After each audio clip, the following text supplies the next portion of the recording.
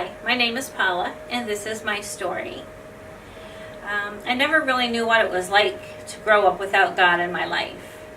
I grew up in a Catholic church, so I've always gone to church, I've always prayed, I've always done everything they told me I needed to do, so I thought that's all there really was to it. I was pretty happy all through my life, never had really anything bad happen. I guess I was kind of blessed that way, but it wasn't until my father died that I had a really, really hard time with that.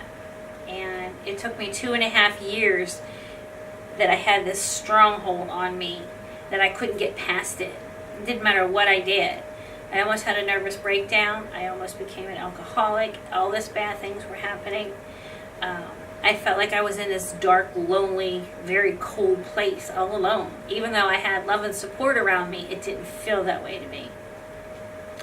No matter what I did, I couldn't change it. And one day, a lady at my job said, Paula, you really need to pick up a Bible, and you really need to start reading what it says about how we handle death and mourning and that process, what you do with it. And so I did, and when I started reading it, and I read it slowly, absorbing what the Word was telling me, as I was reading it, I felt this warm sense of peace and calmness come over me.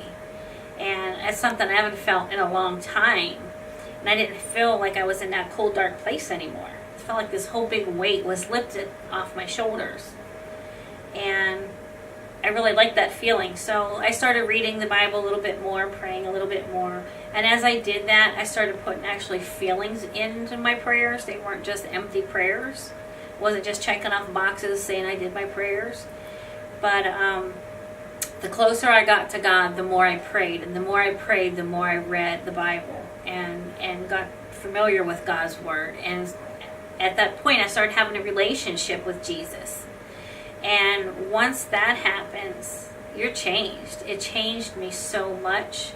I'm not that same person that I used to be, but it really feels good walking with Jesus, reading His Word, and praying more with feelings, and just talking to Him every day like He's my best friend. And He's blessed me so much since then, and I can say that I've never really noticed the blessings that I had before. So when Jesus died, that was an amazing gift that I will never ever be able to repay Him for that.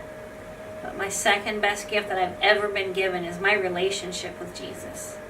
And if I would have known back then that you needed to have a relationship and not just read the Bible and say empty prayers, I would have done that a long time ago. Because walking with God is pretty amazing. And I'll never let anyone take that from me. That's my story.